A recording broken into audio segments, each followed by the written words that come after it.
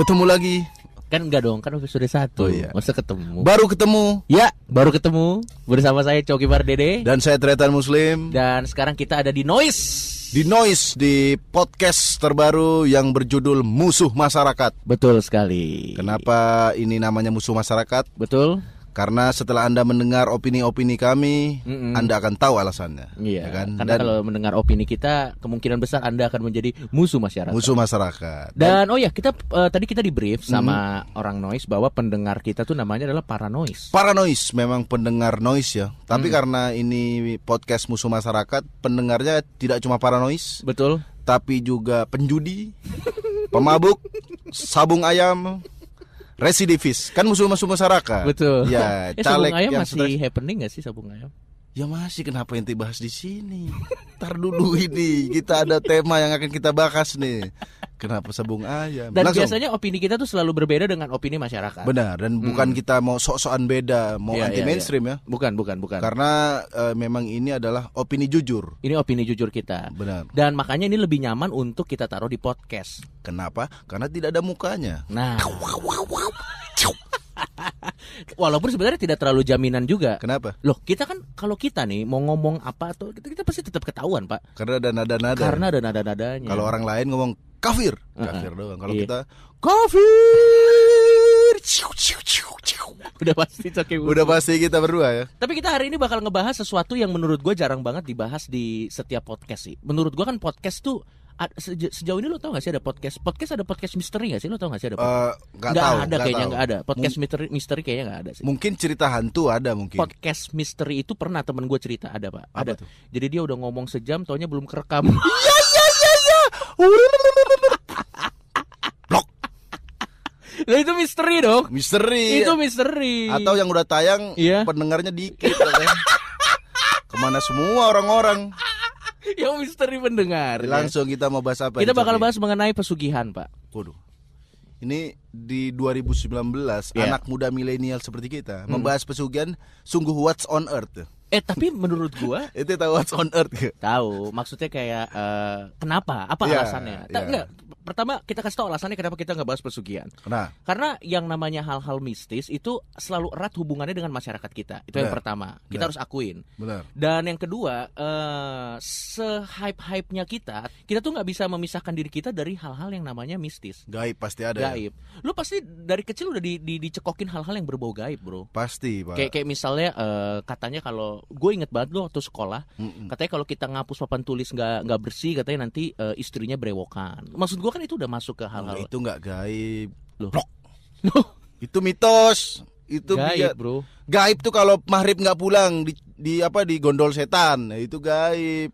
Itu mitos. Kecuali hapus nggak bersih, brewoknya gondoruo. Itu baru gaib. Itu mah mitos. Biar rapi begitu. Nggak, tapi intinya maksud gua adalah hal-hal seperti itu tuh selalu ada dalam kehidupan identik, kita. Iya, identik. Tapi kita bakal bahas mengenai pesugihan. Nah, perbedaannya adalah kayaknya sih gua secara pribadi, gua cenderung setuju kalau pesugihan. Tidak punya agama, langsung percaya pesugihan. Syirik. Loh, nanti akan gue jelasin alasannya kenapa. Kalau lo sendiri gimana? Kalau gue kan udah jelas. Menurut gue masih ditanya. Lo enggak. Kalau gue nanti ada beberapa jenis pesugihan yang menurut gue itu bagus. Pesugihan positif. Ada, jangan bikin sekte baru. Lo enggak. Nanti gue jelasin alasannya. Tapi ada beberapa pesugihan yang gue nggak setuju juga. Ya, nanti sebelum kita bahas mengenai pesugihan yang lebih lanjut, kita kayaknya bahas dulu apa sih sebenarnya pesugihan.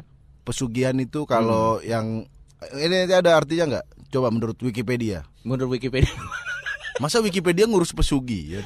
Ada, bro. Ada pasti ya? Ada, bro. Khusus Wikipedia orang Indonesia dibikinin. Pesugihan ada langsung keluar, bro. Apa? Nah, ini pesugihan menurut Wikipedia ya. Ini adalah satu cara untuk memperoleh kekayaan secara instan tanpa harus bekerja keras layaknya orang bekerja pada umumnya.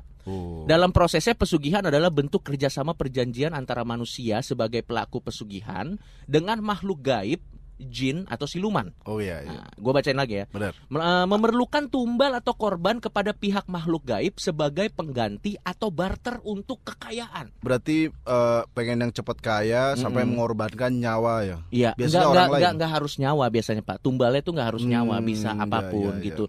Dan menurut gue itu tapi perjanjiannya pakai notaris nggak? Ya itu dia yang mau gue bahas. Soalnya misalnya dia udah menumbalkan anaknya, terus ternyata nggak kaya, dia mau nuntut ke siapa? Dan siapa tahu ada pesugihan yang diawasi oleh OJK ya. Nggak, maksud gue jadi lebih valid gitu loh. Makanya dia lapor polisi juga nggak bisa. Tolong tangkap pohon beringin itu, nggak bisa, karena gaib Pak, ya kan? Masa ngurusin OJK. Tapi biasanya tuh kalau pesugihan itu harus kelihatan dulu hasilnya baru tumbal, bukan tumbal dulu baru hasilnya. Karena kalau tumbal dulu baru hasilnya ternyata nggak valid kan udah kehilangan. Ngerti kalau maksud gue? Iya. Dan ini masalah baru dari pesugihan adalah pelaporan SPT pajak, gimana tuh? Oh iya benar. Makanya ini Anda tidak kerja, kenapa Anda punya mobil mewah? Aduh susah dijelasin Pak. Dan ya gimana ngedatanya dong? Kenapa pajak kita? Iya benar ya. Iya orang ini. Nanti Anda kenapa kaya sekali? Tapi saya lihat Anda tidak ada kegiatan. Susah Pak dijelasin Pak. Karena secara transfer rekening nggak ada datanya. Terus ada Bang Jin. Nggak ada, susah dideteksinya ya. Ini ada permasalahan baru ya. Oh benar. Kecuali dia bawa ini apa namanya pada saat ke SPT pajak. Anda dapat dari mana uang ini? Bentar dulu Pak, kesurupan. Jadi saya. Kecuali gitu ya. Jadi percaya orang pajak ya. Susah, ini masalah baru ternyata. Benar-benar. Dan mungkin kalau ada Dirjen Pajak denger ini, menurut gua siapapun yang kaya karena pesugihan harus dikenain pajak sih harusnya sih. Pajak harus Pak, serius Pak. Oh iya, pajak alam gaib ya. Iya benar pajak alam gaib. Gimana itu ya, sistemnya? Nggak tahu mereka yang mikir. Ya, karena ternyata banyak banget pesugihan ya. Ya, tadi gua kemarin baru research di internet dan lo tahu nggak yang mensurvei ini apa medianya? Apa? IDN Times. Oh, berarti valid ya? Valid bro, okay. IDN Times ya, gue bacain.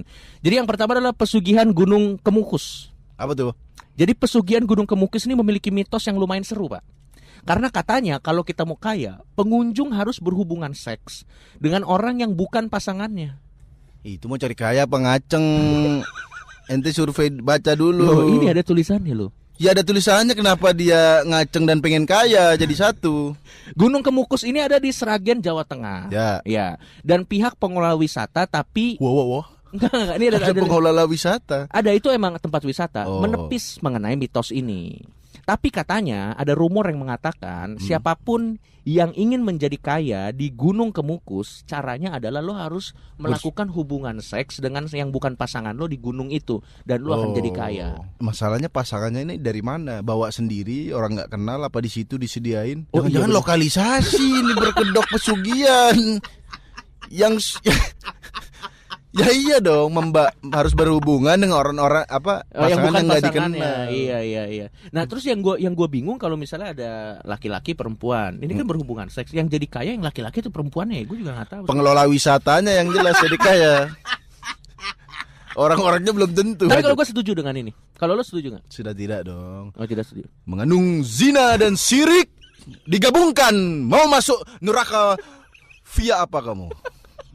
Tidak setuju. Tapi saya yakin mungkin yang kedua, mungkin Anda akan setuju. Kenapa Anda menggiring-giring saya untuk menyetujui pesugihan? Oke, kita coba dulu. Ini pesugihan Nyi Blorong, Pak. Nyi Blorong yang ular-ular ya?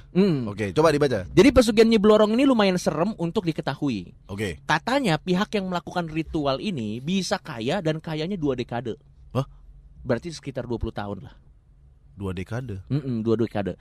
Nah, tapi tumbalnya itu bukan orang lain. Ini menurut gue lebih oke. Karena tumbalnya adalah diri sendiri. Jadi kalau dia meninggal, katanya ruhnya itu akan jadi pengikutnya Nyi Blorong.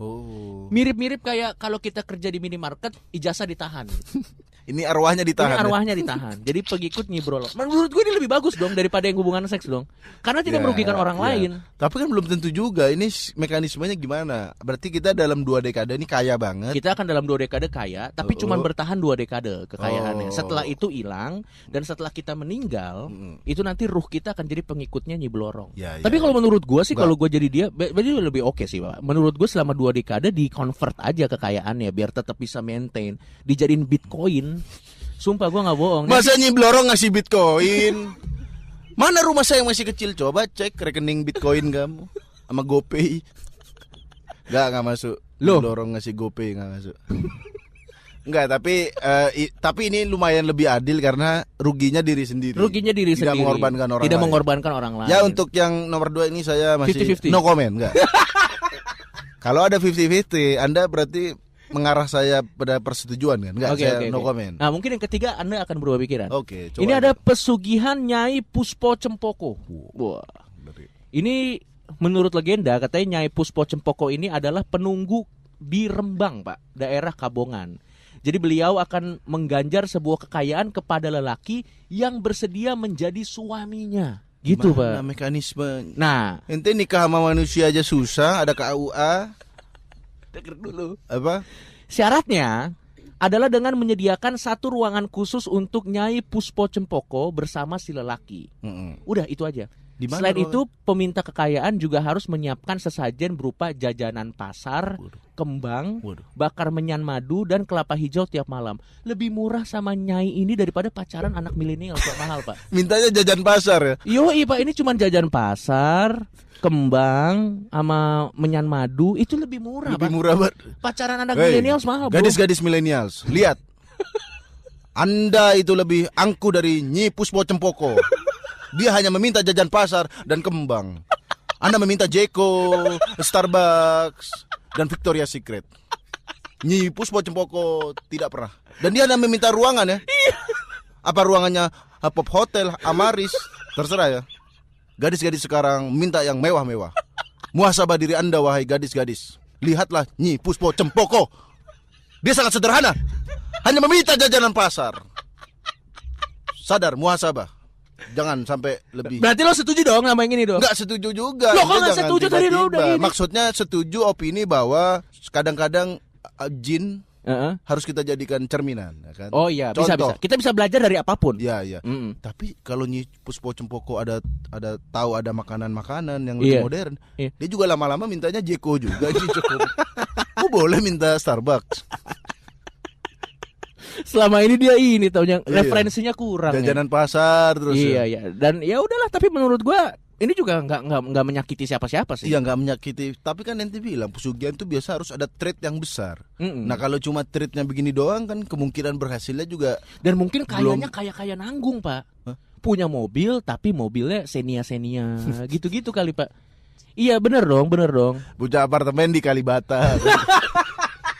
Yang susah parkir. Buat apa punya apartemen? Ini true story. Gue pernah ke Kalibata jam 2 malam. Nyari parkir sampai jam 5 pagi, nggak masuk akal Kalibata. Ditinggiin parkirannya nggak ada. Wah.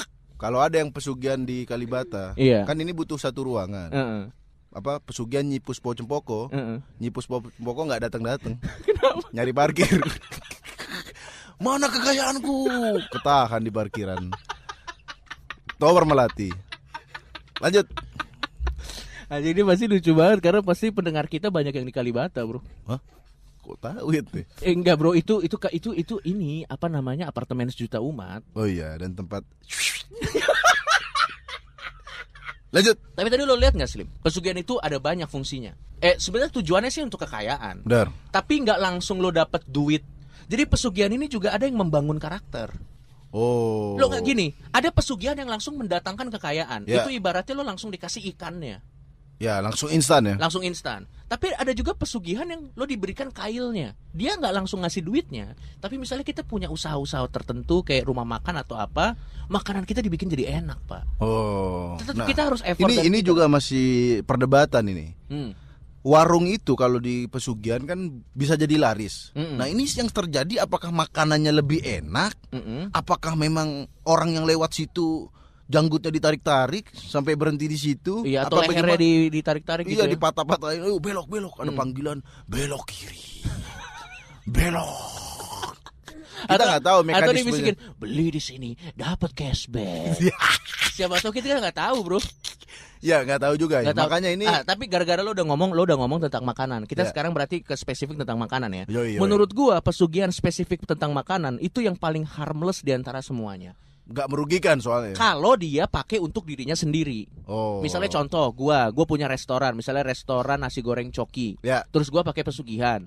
Tumbalnya juga bukan tumbal yang merugikan orang lain, tapi tumbal ke diri gue sendiri. Ruginya di mana menurut lo? Nggak ada. Oke, kalau untuk pertama, restoran kita jadi gede. Kalau restoran kita jadi gede, kita hire orang. Benar. Kalau kita hire orang, berarti kita memberikan lapangan pekerjaan kepada masyarakat. Benar. Loh, kita berkah dong buat masyarakat sekitar sana. Benar juga. Sepertinya bener dong. Enggak, sepertinya benar congor Anda ya kan. Tapi kalau ada satu restoran pakai pesugihan di situ mendominasi, warung lain tutup dong. Loh, lo nggak bisa nyalahin perkembangan ekonomi. Kalau semua pakai pesugihan, yang terjadi apa? Daya beli masyarakat tinggi. Ya kan, orang suka makan. Iya. Memang semuanya laris. Orang kolesterol, diabetes karena suka makan. Enggak, tapi itu kan di luar tanggung jawab kita dong. Tapi secara niat sepertinya benar. Iya, satu nih misalnya. Dan yang penting kita tidak merugikan orang lain. Yang penting kita tidak merugikan orang lain. Sebentar. Berarti kalau pesugihan untuk melariskan dagangan sendiri, itu boleh ya? Boleh. Yang nggak boleh kalau menyerang. Itu gue kurang setuju karena itu merugikan orang lain. Karena memang ada selain dia melariskan dagangannya sendiri, karena dia ada merasa ada saingan musuhnya, itu diserang. Biasanya warungnya nasinya dibikin basi, terus ada paku-pakunya. Ini kejadian beneran ya. Serius loh. Nah, Anda nggak percaya? Kita langsung aja telepon nih. Ada temanku, dia jualan nasi goreng. Nasi goreng pada suatu hari isi baut Pak ada. Pas di oseng-oseng tuh ada bautnya gitu. Tidak mungkin itu topping dong. Topping baut belum ada, yang saya cek di menunya belum ada topping baut. Makanya kita bisa langsung dihubungin ya. Kita langsung hubungin aja teman. Ini anak Surabaya, dia buka. Tapi itu berapa tahun yang lalu kejadiannya? Baru 2 bulan lalu Pak. Dia baru buka. Bahkan ada kemungkinan yang melakukan hal ini lagi dengar acara kita juga ya. Bisa jadi. Karena fresh banget.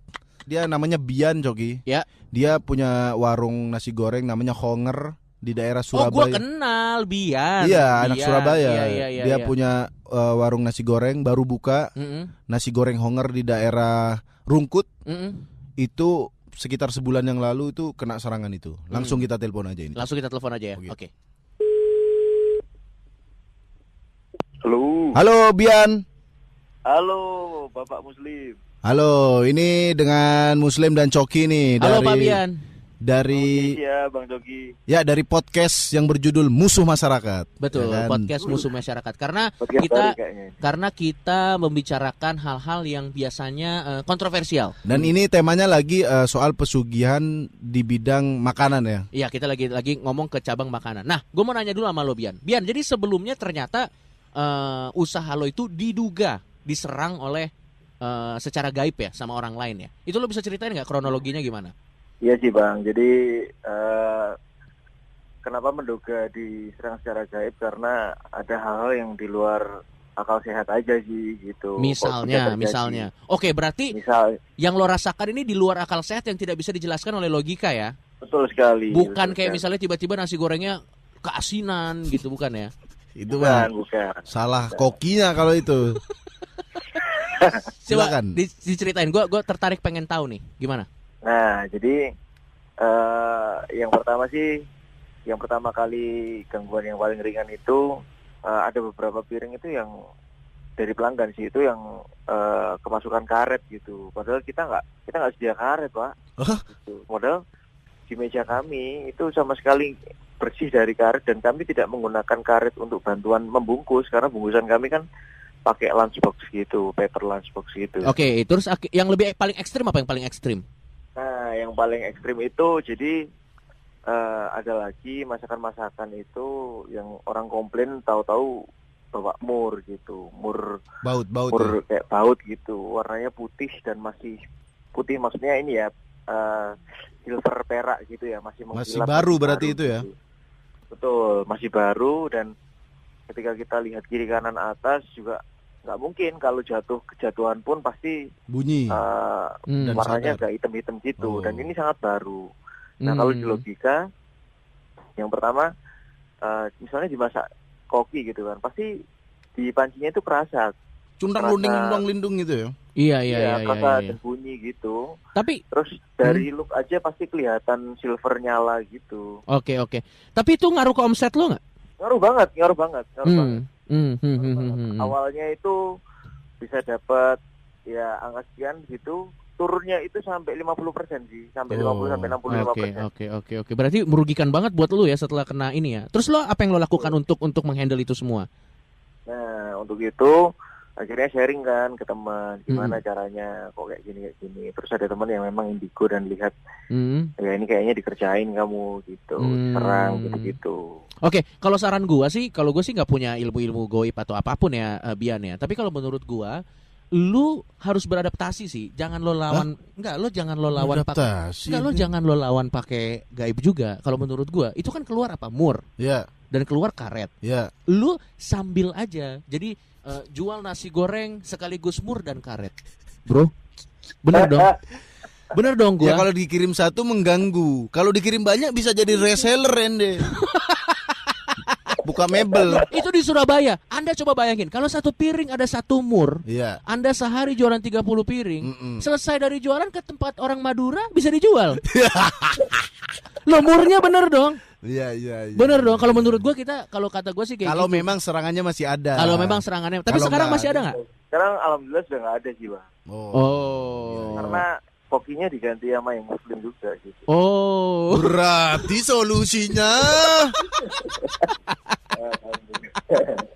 Oke Bian, thank you ya Bian ya. Siap. Oke. Nah itu dia tadi Bian ya. Ternyata memang cukup ngeri juga ya, bisa nurunin omset sampai 50% ya. Iya. Gokil juga sih kalau menurut Bukan gua. karena tempatnya tidak strategis ya. Bukan.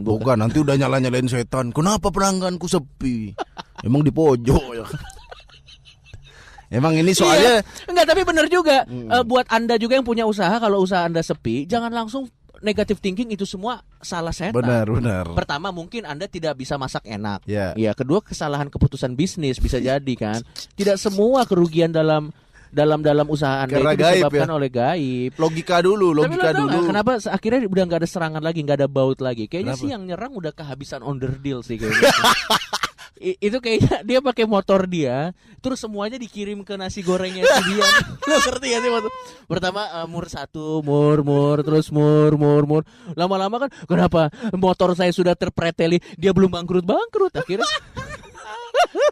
lama-lama yang ada di piring spion, knalpot. Ya itu adalah salah satu kesaksian ya dari orang yang mengalami dampak negatif. Tapi kalau kayak gitu serangan. gua nggak setuju Pak. Kalau pesugihan dipakai untuk menyerang orang, gua nggak setuju. Tapi tadi kita ini belum jelas. Pesugihan untuk panglaris itu gimana sebenarnya sistemnya? Ente kira-kira punya narasumber yang bisa dihubungin nggak? Kebetulan punya, ini paranormal kita. Ranu ya. Ranu. Jadi dia beliau bisa ini menjelaskan nggak nih? Kayaknya sih harusnya sih semua paranormal. Karena gini kan ada simpang siur yang bilang katanya ada kuntilanak di apa sih? Kualinya. Di kualinya katanya ada kuntilanak. Ya. Sampai sekarang kita masih misteri kuntilanaknya ngapain? Apa tugasnya? Kalau memang ada kuntilanak, itu kan ngalingin tukang gorengnya harusnya. Kan? Apa mekanismenya? Itu satu. Terus katanya ada yang bilang makanan itu jadi enak kalau kena ilernya kuntilanak. Katanya kayak gitu, bro. Nah. Tapi menurut gua ya, ini bisa jadi, menurut gua master chef gitu ya. Harus ada satu branch di mana dia tuh si chef Junanya tuh ngetes makanan-makanan pesugihan mana yang paling enak, bro. Enggak, lo bener dong. Maksud gue bener dong, bro. Misalnya yang ini kena ences kuntilanak. Dari 5 yang kena, pesugihan mana yang paling ampuh ya? Karena gua rasa setiap kuntilanak tuh encesnya punya cita rasa yang berbeda dong. Kita kan nggak pernah tahu gitu. Apakah gimana sistemnya? Apa kita nggak tahu? Soalnya gitu. kuntilanak ada beda-beda ya. Ada kuntilanak panjang, kuntilanak merah. Ini jadi bentuk makanan baru, Cok. Jadi kalau beli nasi goreng yang karet satu kuntilanak merah. Nah, kita tetap belum jelas, harus kita telepon narasumber yang bisa menjelaskan sebenarnya mekanisme pesugihan membuat laris sebuah restoran itu gimana. Iya. Coba kita telepon. Kita telepon Ranu ya. Ini kita telepon Ranu ya. Oke. Halo Ranu. Halo Cok. Gokil. Nu. Ya. Kita lagi bahas mengenai pesugihan, Nu. Boleh. Nah, kita mau nanya dong sama lu tentang rumah makan yang pakai pesugihan supaya makanannya enak. Oke. Itu mekanismenya sebenarnya diapain sih sampai makanannya enak? Atau rame ya? Bukan.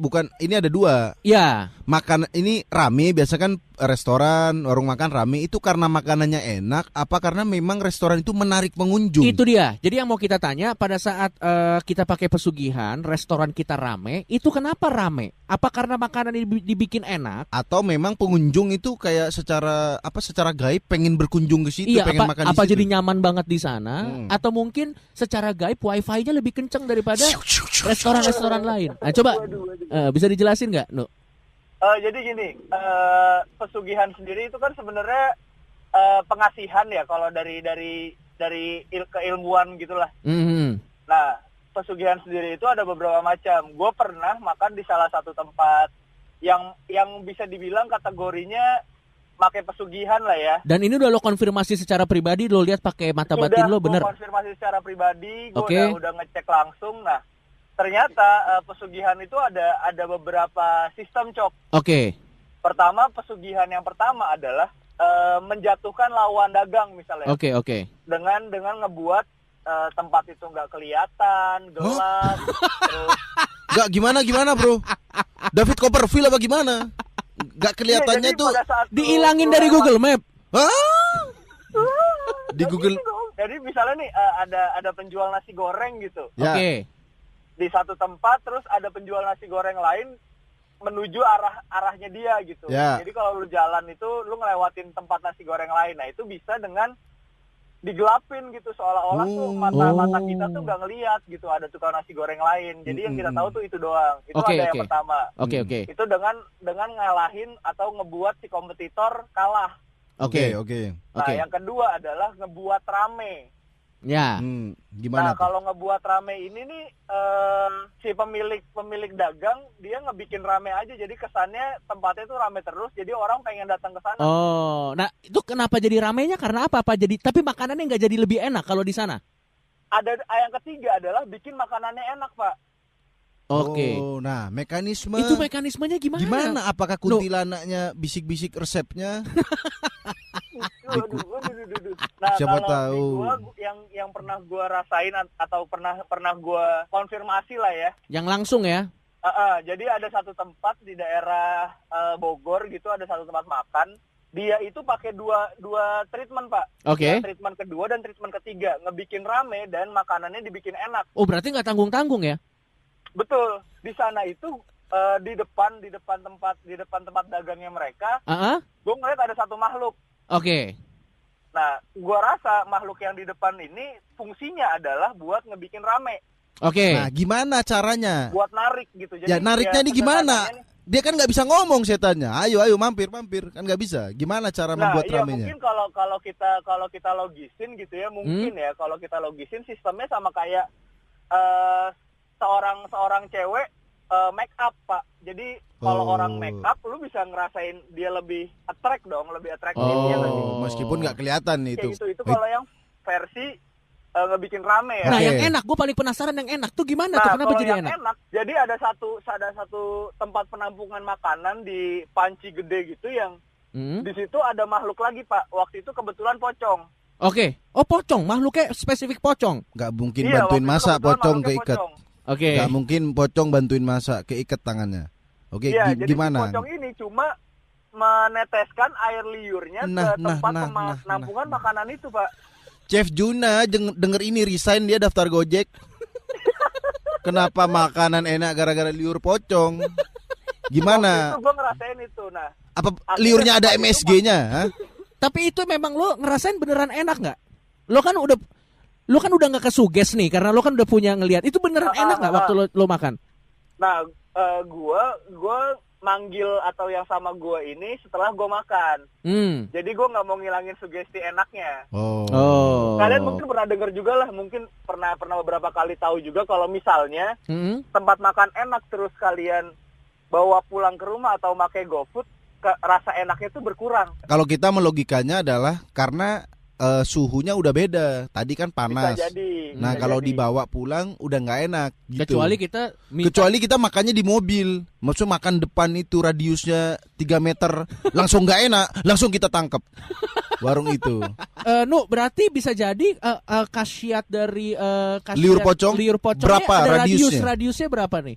mungkin bukan kasihan liur pocongnya, tapi rasa enaknya itu mungkin nggak bisa bertahan lama. Oh. Di lingkungan itu doang. Oh, hanya di situ doang. Makan itu aja. Iya, lucu banget sih kalau misalnya kita sambil naik mobil kan, masih di radius itu kan masih enak, makan 2-3 suap, begitu keluar parkiran, buah.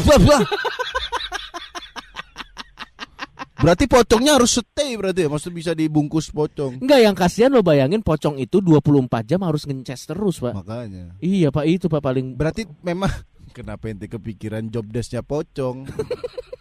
Ya pokoknya intinya mekanismenya membuat enak secara gaib. Tapi kita ada efek samping ke kita nggak kalau makan makanan yang pesugihan? Ya, ada kena liur-liur pocong terus tadi.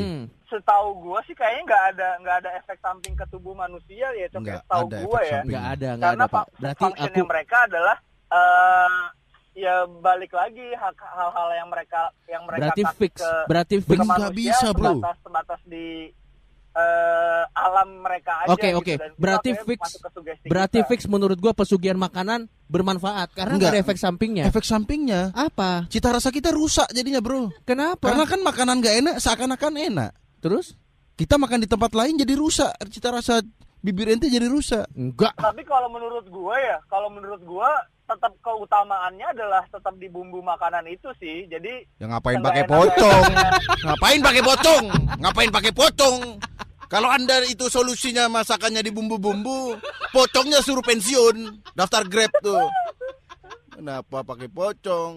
Tapi mungkin itu memang saling berhubungan, Joki. Maksudnya liur pocong tuh hanya akan menambah sedikit gitu, tidak berperan banyak. Gitu. Kalau Anda jual nasi putih liurin pocong, pelanggan Anda yang berliuran nanti. Makan nasi putih terus kenapa enak ya? Tidak bisa se-ekstrim itu. Oke deh, thank you Ranu ya. Sama-sama, Jok. Gokil, ini benar-benar mind blowing banget sih. Gue sekarang jadi tahu ternyata mekanisme pesugihan tuh kayak gitu. Benar. Tapi apalagi kalau harus ada effort dari kitanya juga ternyata ya, nggak bisa langsung instan. Berarti ini juga pesugihan membangun karakter, bro.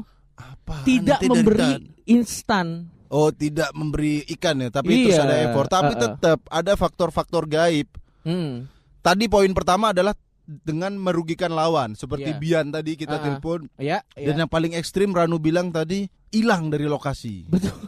Ini GPS aja bingung. GPS maju. Tujuan Anda di mana ya? Nah, begitu. Bukan tujuan Anda sampai.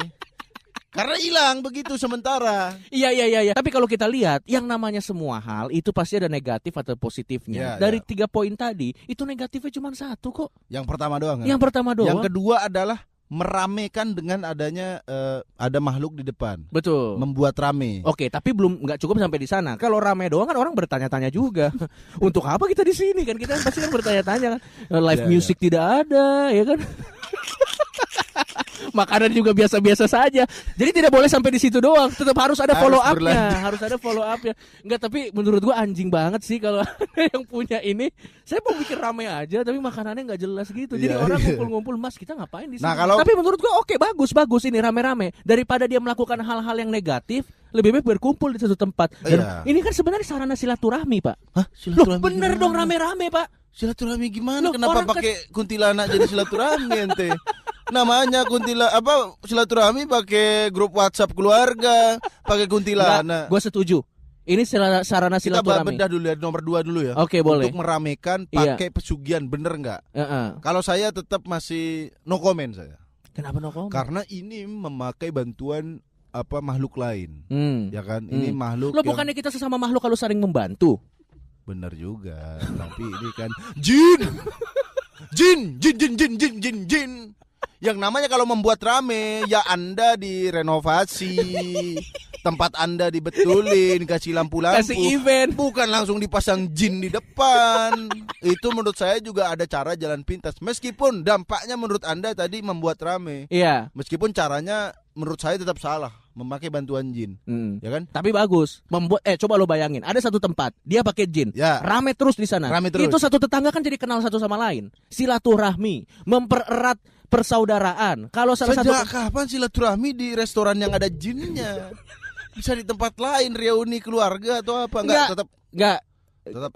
Gue setuju. Karena setuju. Tapi lo harus akuin bermanfaat. Anda pasti memancing saya. Membuat enak.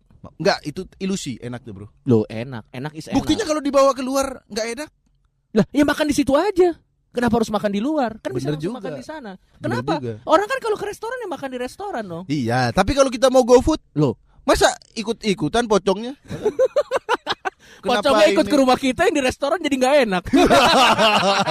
Pocongnya kemana-mana kan? Tetap yang ketiga nggak setuju. Lo enggak dong Pak. Lo bayangin, coba lo pikir. Misalnya restoran itu jadi enak, kan pasti kan namanya tenar. Benar. Namanya tenar buka cabang di mana-mana. Benar. Buka cabang di mana-mana, membuka lapangan kerja buat orang lain. Benar. Berarti fungsi atau kalau misalnya solusi dari lapangan kerja yang semakin banyak, pesugihan, Pak. Benar dong saya. Hati-hati ngomong, ini banyak yang denger loh.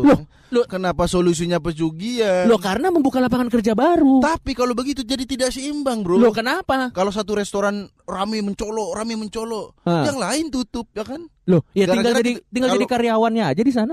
Bener juga sih. Atau mati aja di pocong. Membantu yang lain. Tapi menurut gua ini cukup kontroversi pendapat kita ya. Kontroversi bahwa untuk pertama kalinya tiba-tiba bahas pesugihan dan Anda ternyata diam-diam setuju dengan pesugihan. Nggak, tapi ada yang gua nggak setuju kalau itu menjatuhkan orang lain. Ya, itu tetap tidak setuju ya. Itu karena tidak. itu kriminal itu. Tapi gua ada true story nih untuk menutup podcast kita, podcast musuh masyarakat kita pada hari ini. Jadi waktu itu teman gua ada yang dia ke dukun. Ya. Dan dia niatnya jahat, Pak. Untuk menutup kompetitornya. Wah, pasti jelek nih caranya nih pasti. Iya, dia ke dukun. Dia bilang, "Pak, tolong dong restoran yang di sana dibikin nggak laku." Waduh. Ya, habis itu dia bilang, "Oh, gampang. Saya tahu caranya." Jadi teman gue ini dikasih lalat. Oh. Ini kamu saya kasih lalat. Nanti kamu pesen nasi di sana, terus lalatnya kamu taruh di nasinya. Kamu foto, kamu post di Twitter. Katanya kayak gitu. Loh, terus itu apa, Pak? Nanti fungsi Bapak apa? Saya retweet. Karena dukunnya followersnya kayak sekitar 500 ribuan. Ya, itu bukan dukun, seleb tweet itu. Tetangga ente juga bisa. Ya, demikianlah podcast musuh masyarakat episode pesugihan.